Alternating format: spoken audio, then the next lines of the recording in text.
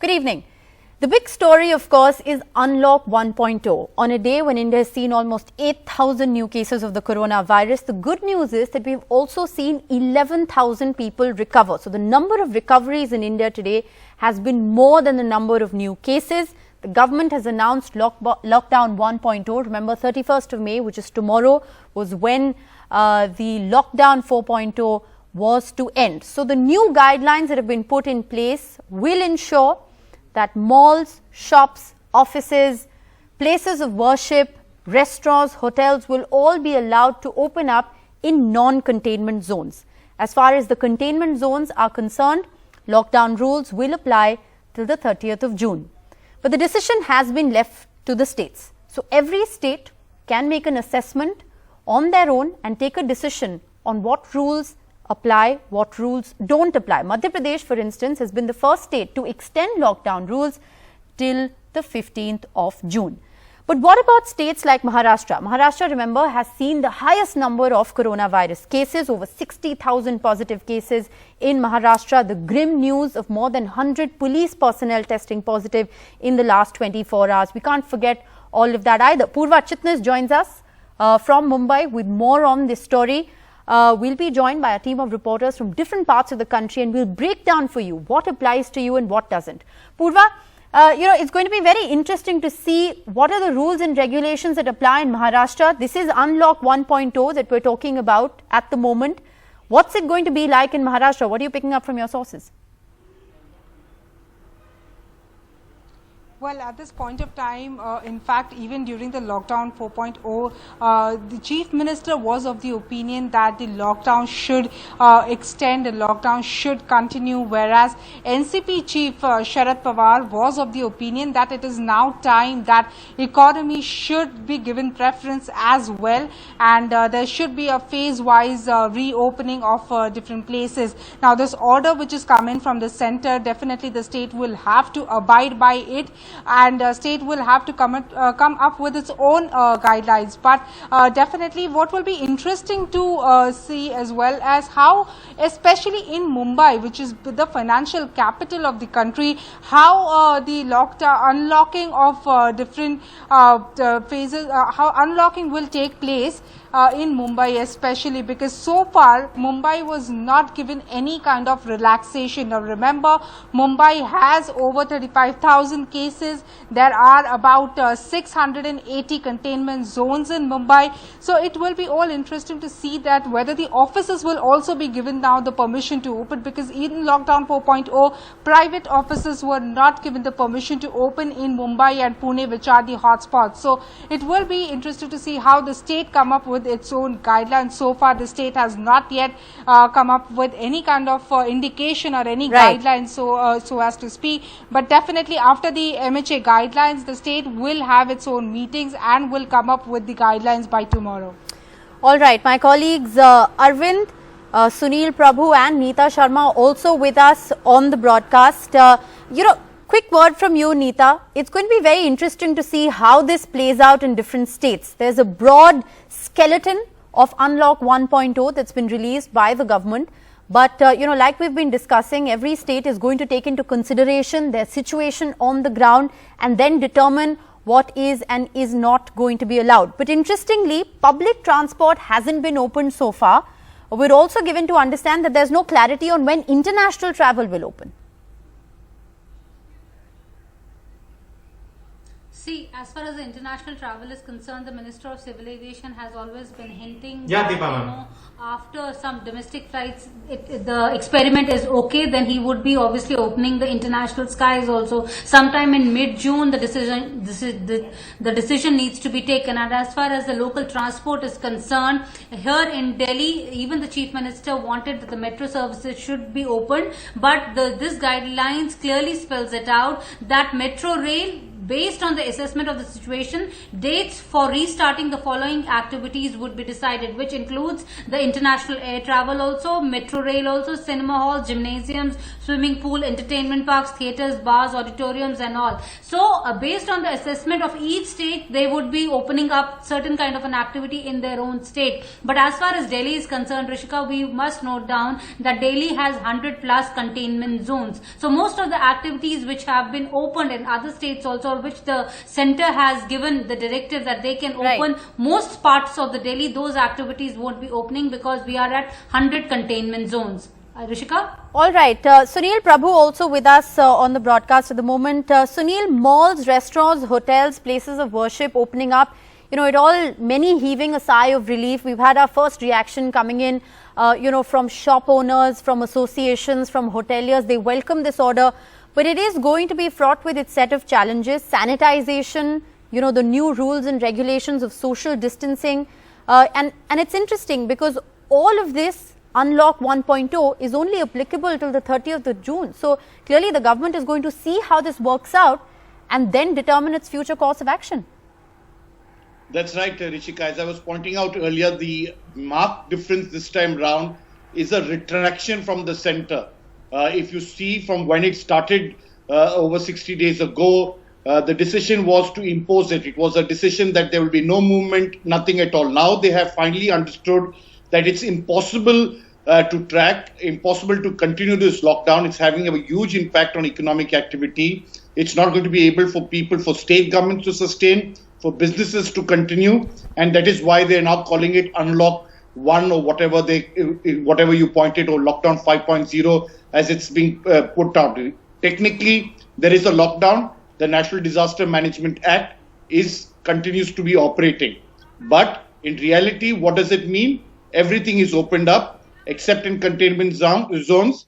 You can't hold religious congregation functions and others. That will be dependent on the assessment of the situation, including the MHA's decision to open air travel or metro rail and cinema halls, as you were pointing out. But otherwise, by and large, it means business as usual. You can continue with your work. But yes, as you pointed out correctly, it's a new normal. It's a normal in which everybody has to take precaution. For school-going children, for those who are going to colleges, a decision will be taken in July. But by and large, I think everybody needs to understand that preventive measures need to be taken, social distancing needs to carry on. But I think they've shifted the focus now, finally, back to state chief ministers instead of a top-down approach, which everybody now acknowledges has miserably failed. Sunil, also, very important, the implications of Unlock 1.0. It is imperative to restart, to kickstart the economy. We've seen how bleak the projections have been. So, in a certain sense, many would say that the government wasn't left with much other option than to gradually open up the economy, to gradually reopen and lift restrictions, even though we're doing this on a day when India has seen more than 8,000 cases. Very good point, Rishika. And in fact, that's exactly the big dilemma for the government. One is economic activity, and the other, of course, is a public health emergency. And I think they've understood that both economic activity as well as public health emergency have to be weighed in balance. And they've understood that after 2 months, those steps, COVID is not going to go away. Cases are going to go up. There's definitely certain action that needs to be taken. Prevention needs to be taken, but definitely it's time to get back, as I said, to business, to ensure that those who can actually survive, and that's the critical aspect for them. The businesses, economic activity has to start. As you rightly pointed out, 3.1 showed 3.1 was the GDP numbers after just in the last quarter. So there has been a downslide in the economy. And the finance ministry and others understand that with 2 months lockdown, that is the whole of April and virtually half of May, the entire May, in fact, to be very honest, it's going to be extremely difficult to see those GDP have some magic figures in the first quarter of this financial year. So I think everybody understands the situation is going from bad to worse. They don't want to monetize the They don't want to monetize the fiscal deficit. Right. And so that's Okay. the reason why they need to start things acting fast. Very quickly, let me very quickly at this moment get in a reaction from Arvind as well on the numbers. Arvind, you've been closely monitoring the numbers, 8,000 new cases, but 11,000, more than 11,000 recoveries as well.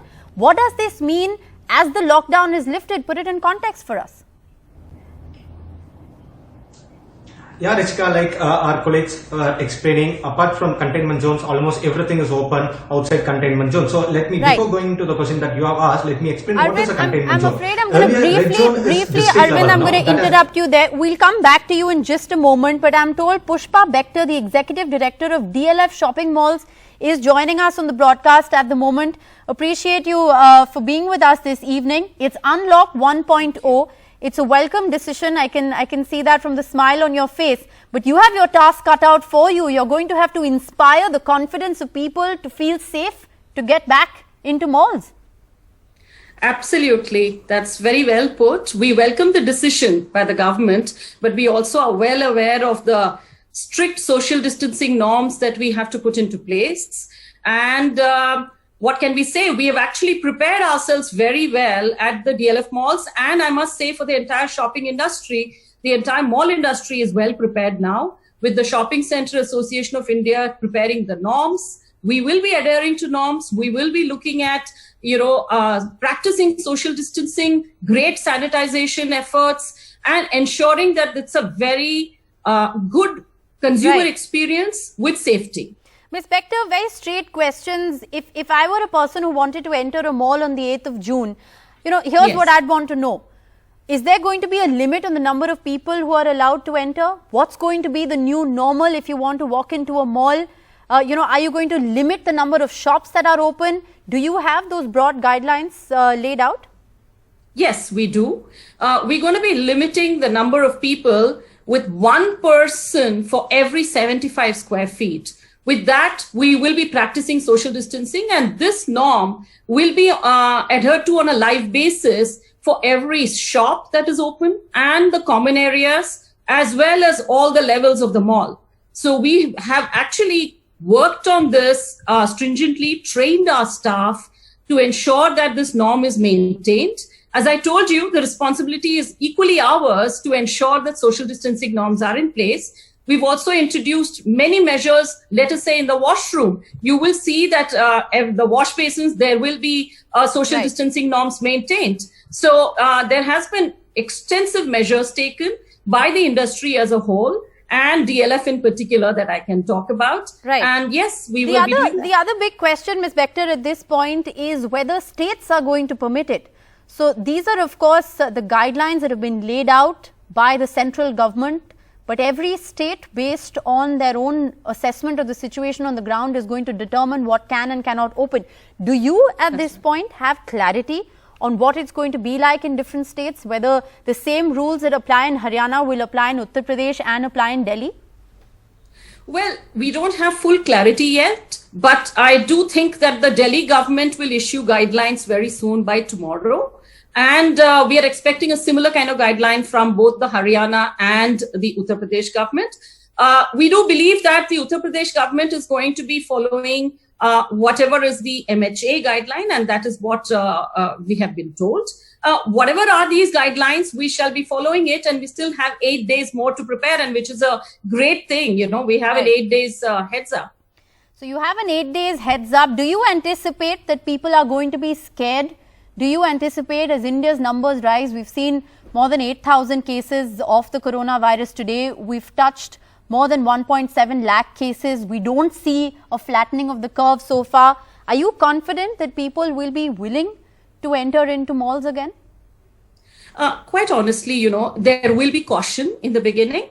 And I do believe that the numbers will not be as high as what it was pre-COVID levels, obviously. Right. But with the right kind of measures that they see happening in our malls, it will, gradually go up.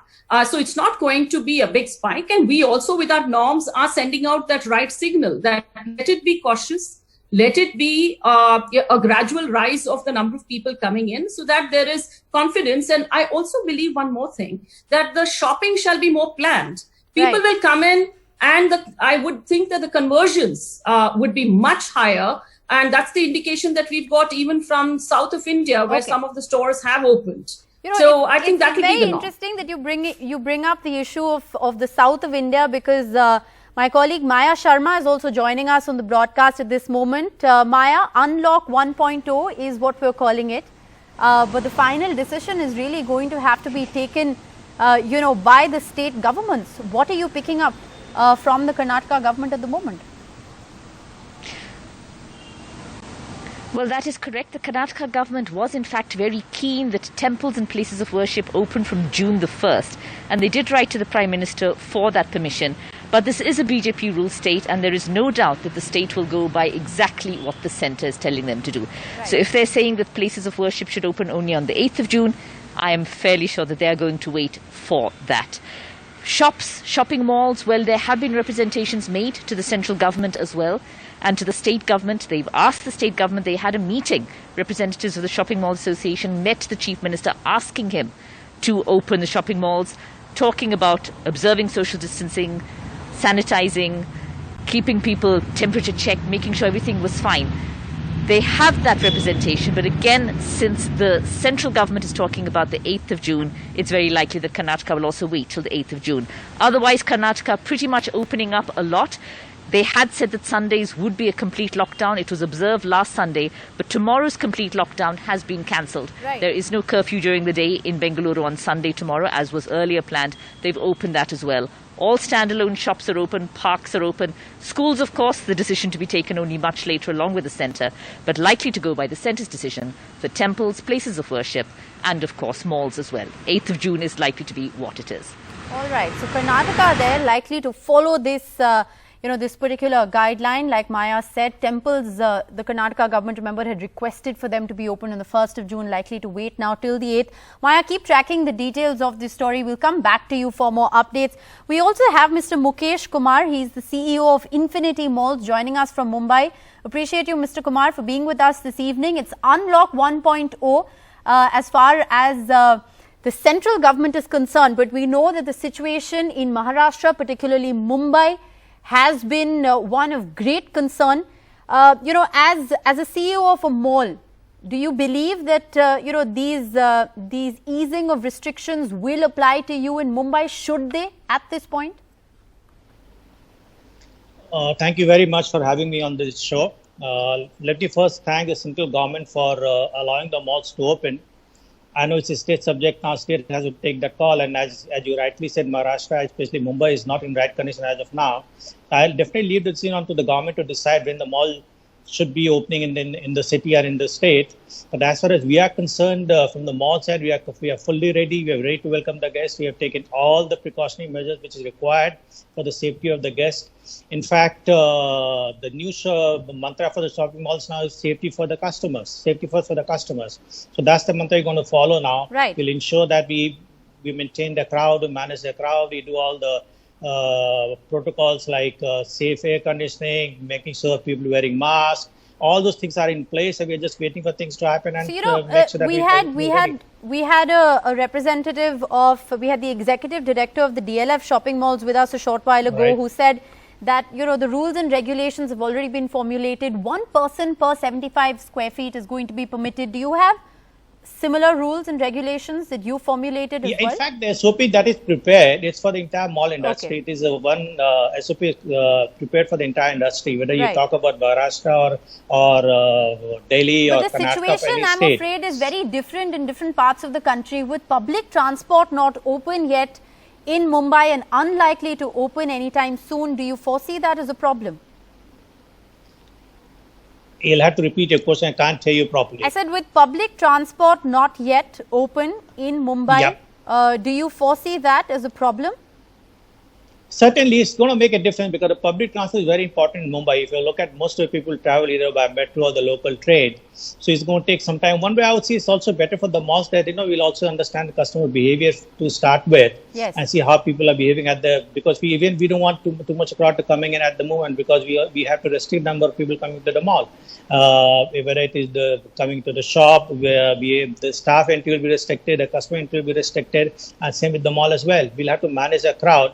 I think think, but slowly, I think we'll get used to it. And once the public transport starts, I think crowd is going to build up. And I think it's better for the safety to start with that we have limited crowd to start with. And once you're used to this, Mr. everything Kumar, is in place. It's good to know that there is a central guideline, so to speak, that's been formulated and will apply to all malls. But different guidelines in different situations are prevailing on the ground as far as Mumbai is concerned, or Gurugram or Noida or Delhi or Bangalore for that matter is concerned. Many of these places have seen fewer cases as compared to Mumbai. Are you confident that the Maharashtra government will allow for malls to open in June? What if it's deferred? Do you have contingencies in place given the kind of losses that you've suffered in the last 2 months? It's very difficult to really comment on that. The safety definitely comes first for the people living in Maharashtra and especially in Mumbai. I know Mumbai condition is not very good at the moment, and government is taking a lot of measures to control this spike. So I don't think I'll be able to really comment on this. But as far as I see that the way other states are going to open, Maharashtra also will take the lead. And I think maybe another couple of weeks' time, and not be immediately from the 8th of June, maybe I'm looking maybe for the 15th of June. And when they are fully confident that, malls can manage the crowd and they'll keep the people coming to the malls safe, I think it should be all right. Well, inspiring consumer confidence is going to be the next big challenge. That's if malls are allowed to open up in Mumbai. But thank you so much, Mr. Mukesh Kumar, the CEO of Infinity Malls, joining us from Mumbai. Like I said, a lot is going to depend on each state government. The centre has issued Unlock 1.0, but the fine print of what is applicable to you or not will, of course, depend on various state governments. My colleagues Monideepa and Ghazali are joining us at the moment. Monideepa is joining us from Kolkata. Ghazali will be getting us a perspective from Haryana. Monideepa, if I can come to you first. Could you detail for us what the West Bengal government, we're given to understand, has already issued that order? You sent it to us a short while ago. So does most of what's being said in Unlock 1.0 apply to West Bengal as well?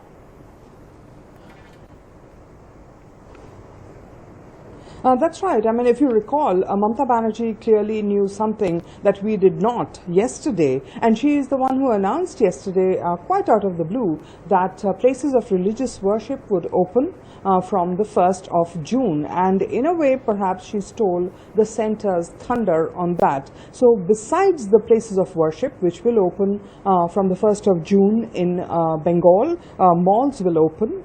So will hotels and restaurants. These two will not open from the 1st of June. They will open from the 8th of June. So there's one more week of time that has been given for the reopening of malls, hotels, restaurants. But as for the rest, private offices, mining, small industries, large industries, construction work, even the shooting of television serials, movies, everything can begin from the 1st of June. That is the order that was released by the West Bengal government at 7:42 p.m. Today. So it has a whole lot of guidelines, and they clearly sort of are in tune with what the centre has just said as well. So the West Bengal government going full steam ahead for Unlock 1. Mamata Banerjee had given sufficient signals that that would be the case yesterday itself. But of course, questions arise because today in Kolkata, in Bengal, we've had 317 new cases, the second highest spike in the state since the lockdown began. All right. So lockdown has been extended for another 2 weeks in areas that have seen a spike in cases, but a lot of relaxations shall apply during this lockdown period. And it is in a certain sense Unlock 1.0 that Mamata Banerjee has also gone ahead with. Monideepa, appreciate you joining us with the details. Ghazali, let me come to you at this point. The Haryana government, 48 hours ago took stock of the situation. They realized that the number of cases in Haryana were going up, especially Gurugram, seeing more than 100 cases in the last 1 week. The Delhi border has been sealed. And now, while the central government order says that all intra-state and interstate movement can open up, do we have any clarity from Haryana?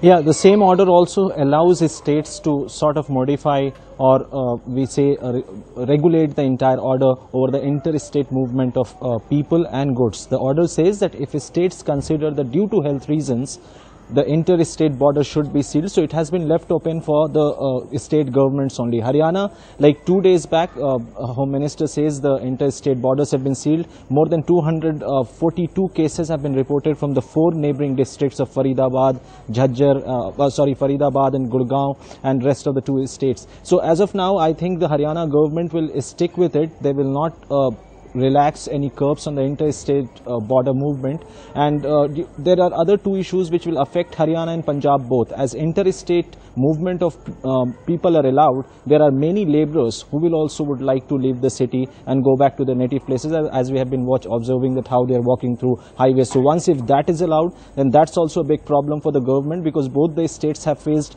a huge revenue shortfall in the last 2 months, and they're also trying to open up the industries in Haryana's industrial areas in Gurgaon and Faridabad, though they have opened up with limited laborers and all, but still both the states are willing to open up. And in this lockdown, that's the biggest challenge, because your airports are operating. The biggest concern for both the states is also this, that a lot of influx from foreign countries. So who will take care of the medical expenses? Because since the new discharge policy has come, Punjab's recovery rate have gone high, but people are also criticizing this because you are also sort of sending those fresh positive cases back home. So is state also is it capable to bear the all health expenses? That's also the bigger challenge for the states. Well, absolutely, Ghazali. I think it's very interesting what's going to happen, because it's a tightrope walk as far as different state governments are concerned. The cases continue to rise.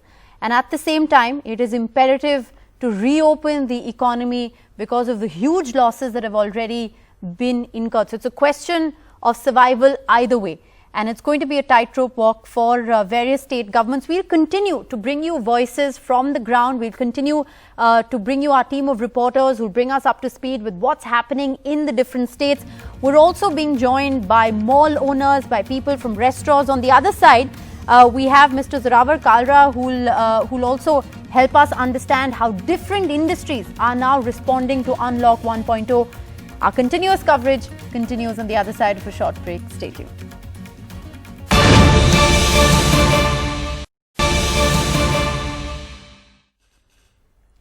Welcome back. Unlock 1.0 has been announced by the Government of India. The new guidelines say that the lockdown will be extended only in containment zones. So if you're in a containment zone, only essential services will be permitted till the 30th of June.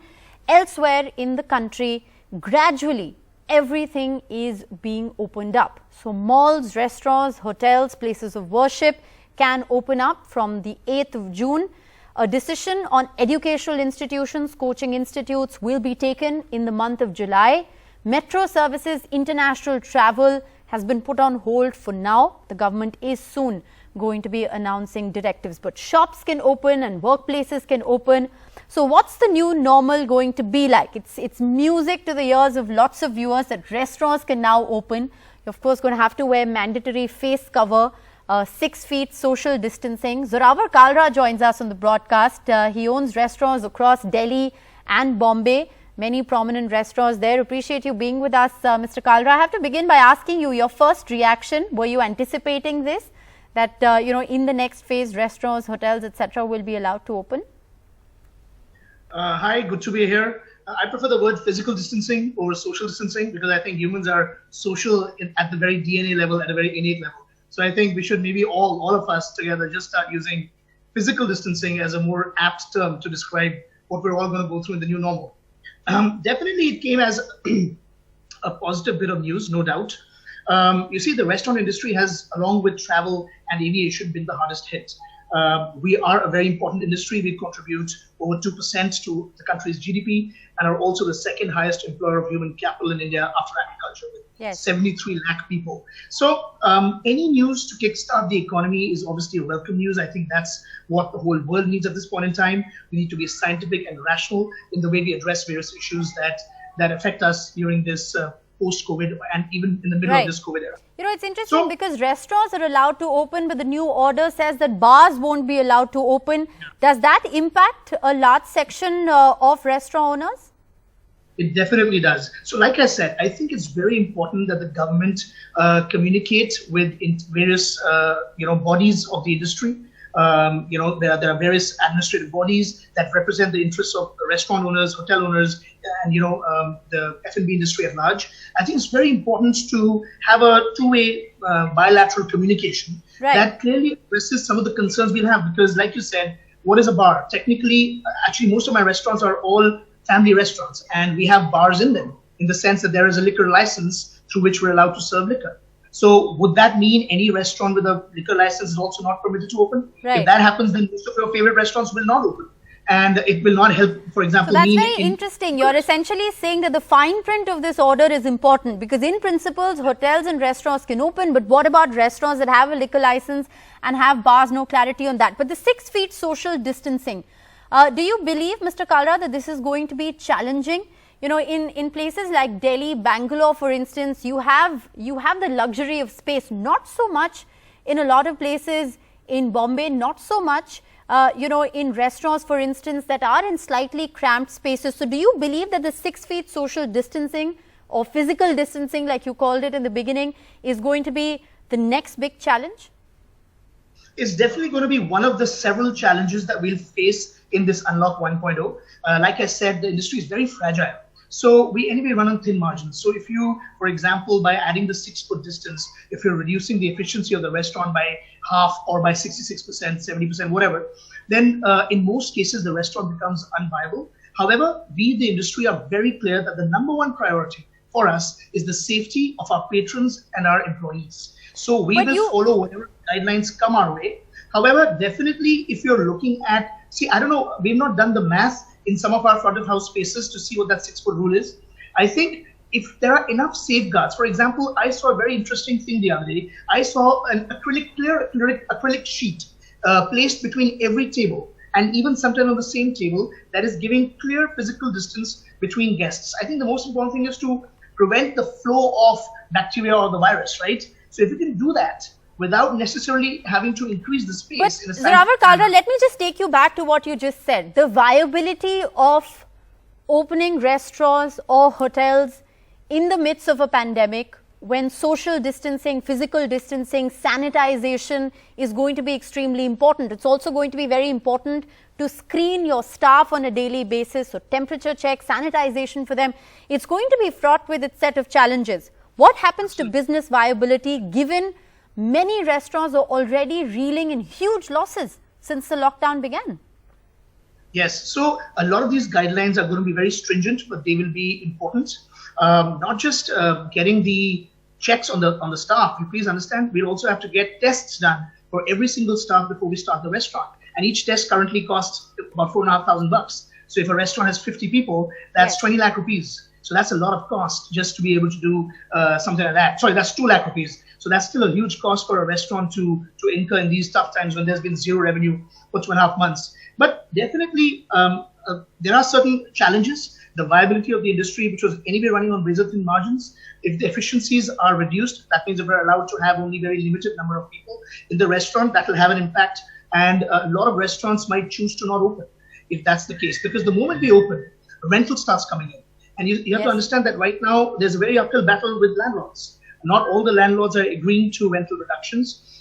If the landlords agree to rental reductions, then definitely, even with the lower efficiency, restaurants can run viably. And even if they don't turn a profit, at least they don't run into losses. Right. And I think this is the one thing that restaurants will be very difficult. It'll be hard for restaurants to manage at this point in time, any further losses. Zorawar Kalra, before we let you go, one of the big challenges, among the many that you're going to face as India gradually lifts these restrictions, is going to be to inspire consumer confidence. Now, while delivery services have been open, I'm sure there are statistics to prove it, but a lot of people have been apprehensive of even ordering food from outside. What about eating out in the times of a pandemic? What are the do's and don'ts? Are there extra protocols that need to be followed? How are you going to inspire the confidence of people, who may want to go back to a restaurant gladly, but might think twice? You're absolutely correct. The biggest challenge and the biggest, milestone that we all need to achieve and strive for is to regain consumer confidence. Yes. You only go out to a restaurant to eat if you feel completely safe that you will not get any kind of illness as a result of that meal. That meal will be way too costly to you. So we are also all family people. the number one priority for all restaurants, like I said earlier, is to ensure the safety. So whatever guidelines are there will be followed. I'm sure the government is doing a very diligent job in coming up with a set of guidelines. We already have a lot of data from various countries in the world that have opened up. So it's all known. The WHO has also issued various guidelines. I think it's very clear. The moment we're able to go back to our old method of dining, I like to call it stress-free dining or nostalgia dining, which means the way you and I used to go out to restaurants in December of 2019. The moment we're able to create that sense of comfort through various steps, through reaching out, through engaging with our customers, through making them very clear and putting the steps that we are taking right outside the restaurant, on our social media handles, through our WhatsApp outreach, whatever we do, as long as we're able to instill that stress-free dining feeling within our consumers, they'll come back. You see, the restaurants are the only form of offline social engagement for Indians. We're the number one form of entertainment for Indians. We're 40 times larger than Bollywood. Indians love eating out. So eventually we'll all go out. Yes, it'll take some time. We're looking forward to the guidelines that are going to come across. I was hearing somewhere that there's a 9 p.m. deadline. That'll also be a little difficult for restaurants to include.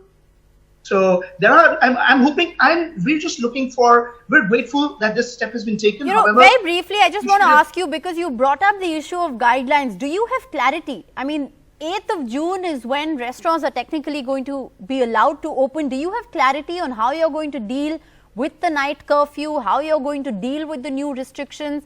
Have there been a set of rules and regulations that have been passed on? Are there restaurant associations that know what to do? Do you know what to do right now?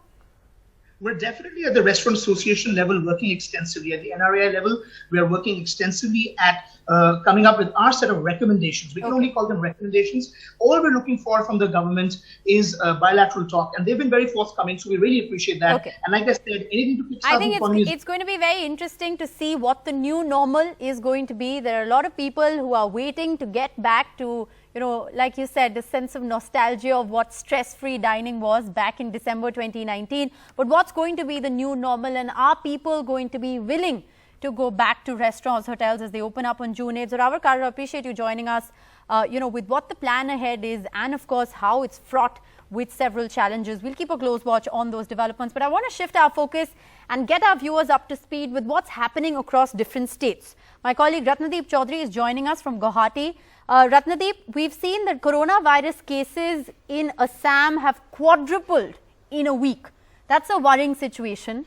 In a situation like this, is lockdown 1.0 what the government is going to do in Assam? Is it gradually looking to ease restrictions like the central government's recommendations? What are you picking up?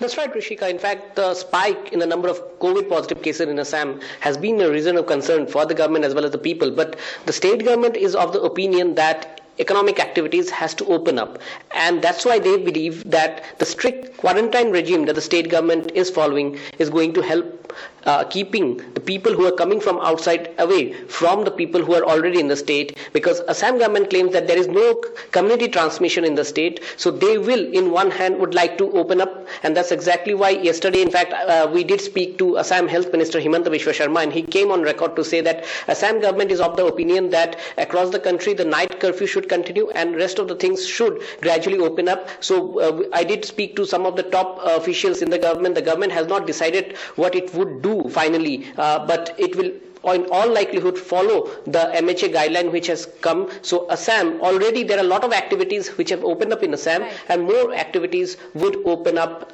in the coming 1 week or 10 days. That's what we are picking up. But the strict quarantine regime, remember Assam is one state which is putting everybody into a mandatory institutional quarantine at least for 7 days. That is going to continue.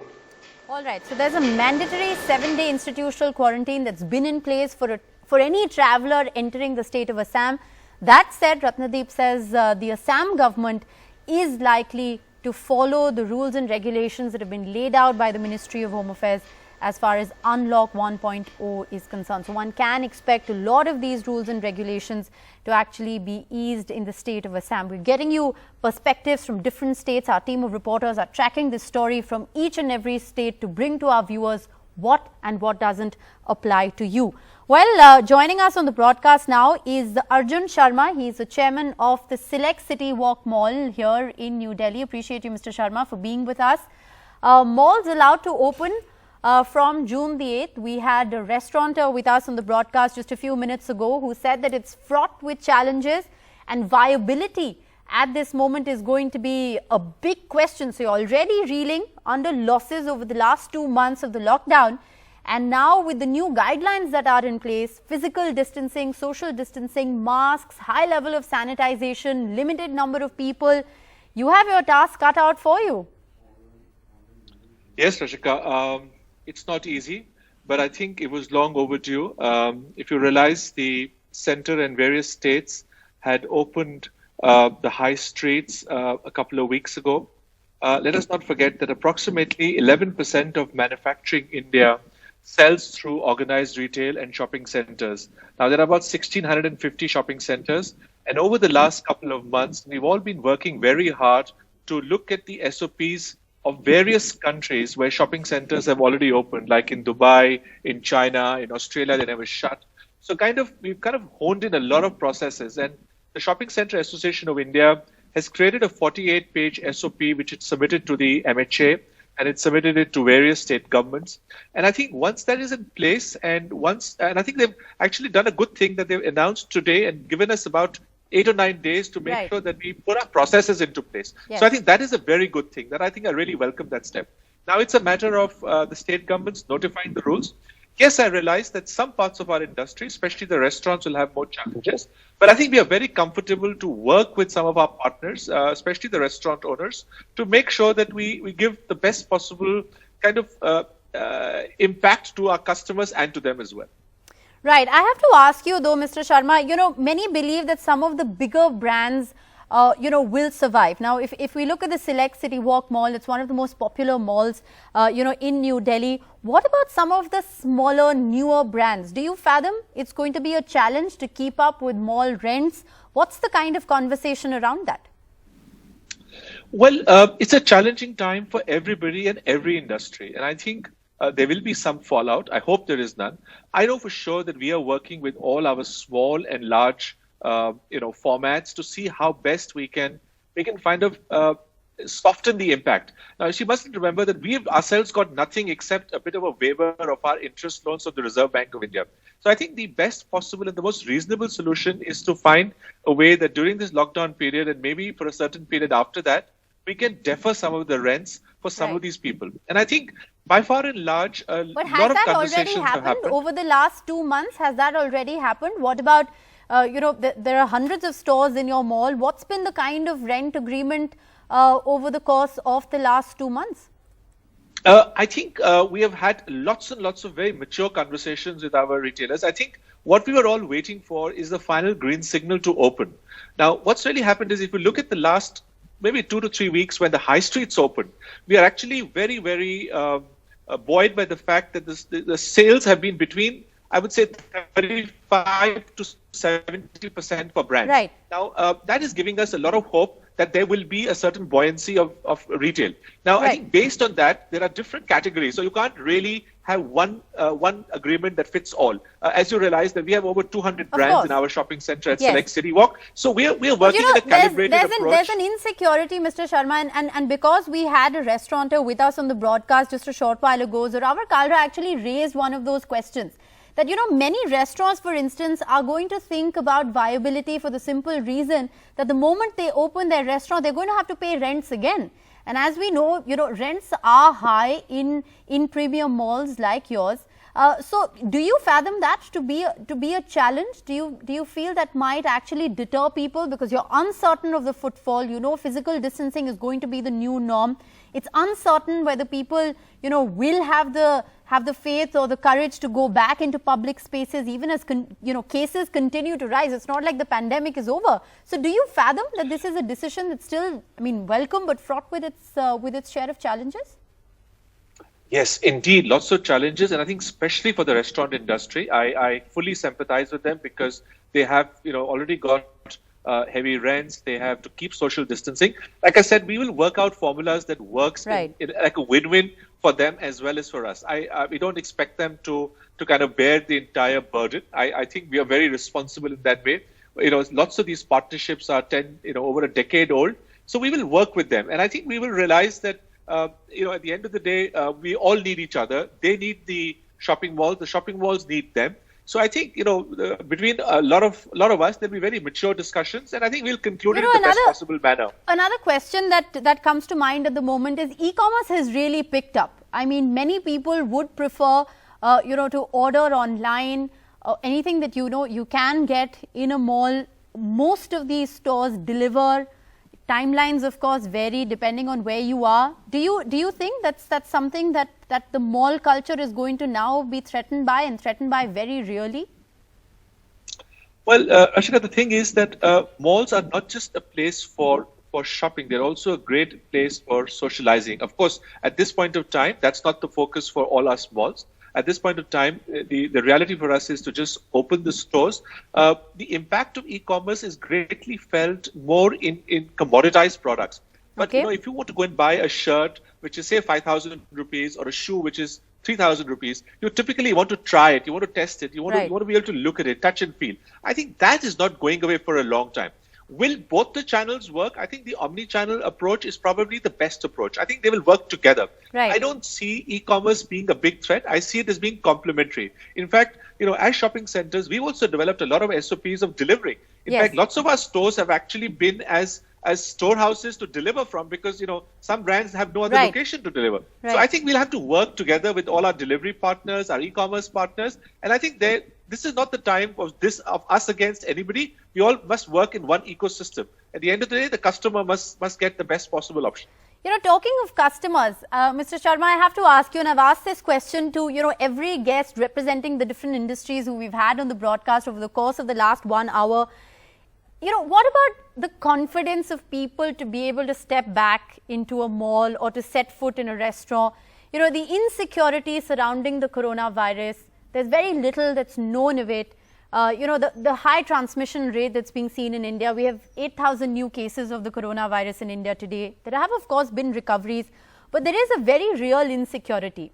How are you going to address that? How are you going to inspire confidence among your customers that it is safe indeed to set foot in a mall again? Well, Ashika, to first of all tell you, our mall has not been shut ever since the lockdown happened. We've still been open for the essential goods like the groceries and the pharmacy. So we already had a high footfall coming into the mall. A lot of people have seen that shopping centers have created a lot of SOPs. As I said, we fortunately have had the advantage of seeing how China, Dubai, Australia, America have opened. So I think shopping centers, in fact, would give me more confidence of going into, rather than going into the high street where there is no control. The high streets are a free-for-all area.